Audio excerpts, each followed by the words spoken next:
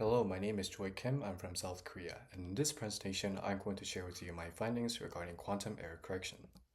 My general interest on quantum computing sprouted from my general experience and knowledge on computer science, and a trend that stuck to my radar for a while now is the plateauing of Moore's Law. For context, Moore's Law, developed by Gordon Moore back in the 1960s, predicted that around every 2 to 3 years, the density of the transistors will increase about 2 to 3 times. And this is significant because transistors are basically the building blocks of computers that transmit information. You could think of it as roads that computers use to deliver information from place to place. But recent studies have shown that transistors are reaching a new physical ceiling.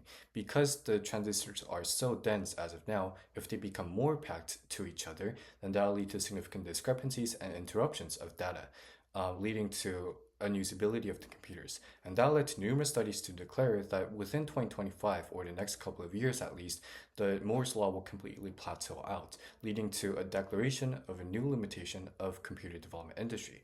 And that led to me a new question, seeking for ways or directions where computer scientists and developers are looking as a new source of hope. And that led me to quantum computing, which is a new branch of computer development that bases its principle on quantum mechanics and physics. And even though, in theory, quantum computers are significantly efficient and more powerful exponentially than traditional computers, because they're still on the early stages of development, most of the quantum computers currently used are only being used down at the lab facilities with absolute zero temperatures and nearly zero interferences.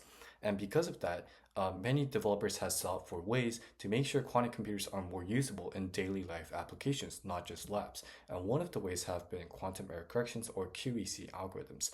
The idea of QEC is not to make sure every single quantum computer is more immune to the interference, but rather to make sure the quantum computers are able to detect the errors themselves and fix it back to the correct data, making it more resilient to data, if you will.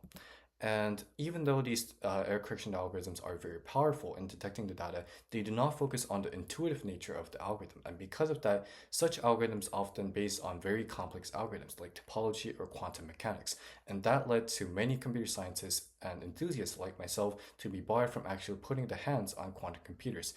Which is significant considering the fact that quantum computers are a new trend, a new source of hope for computer development. That led me to a new question, trying to search for feasibility behind a new potential QEC algorithm that does not focus just on efficiency but also on the intuitive aspect. An algorithm that would be able to satisfy both a feasible level of accuracy, efficiency, but also is intuitive in nature so that traditional computer scientists will be able to understand. And I tried to find the feasibility of making the algorithm in terms of accuracy and efficiency. So how did I conduct this method? I first tried to replicate a real-life task in both quantum and traditional computers, and that was prime factorization for my experimental case, because it is used in many applications like encryption. Next, I tried to implement the error correction codes myself that is used in both binary computers called Hamming codes and quantum computers, which I chose an algorithm called steam-encode. And after comparing them in terms of the accuracy and execution time that it takes with respect to the size of data that it handles, I compared and contrasted those data to make my new conclusion about the feasibility. So here are my results. My first set of data shows the trend of execution time of prime factorization codes for quantum and traditional computers with respect to an increase of data size. And you can see that for both of the graphs, they show a near exponential trend, which was surprising to me considering the fact that I thought these algorithms that replicate a real-life task would be more efficient and less time complex. But regardless, comparing that trend with the next set of graphs that show the same trend for error correction codes, more specifically the Hamming codes for binary computers, it shows a linear trend, which is significantly more efficient than the exponential trend that prime factorization codes have shown.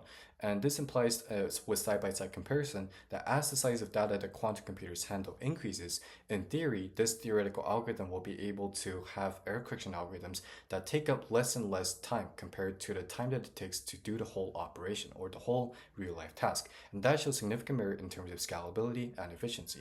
But the algorithm still shows some caveats, as with some trials from quantum error correction codes, even with minimal operations with quantum logic gates, and even with operations on quantum error correction codes, it still showed nearly halving down of the accuracy of the data. So with all the combinations of that data, the theoretical algorithm, according to my findings, shows significant benefits regarding efficiency and scalability, but limitations regarding the accuracy of the data. This opens pathway to future discussions trying to implement its hybrid algorithm and evaluate its efficacy in attracting traditional computer scientists and the quantum computing field. The study could also be extended in running this method with more variables and diverse real-life tasks like path searching or sorting algorithms. Thank you for watching.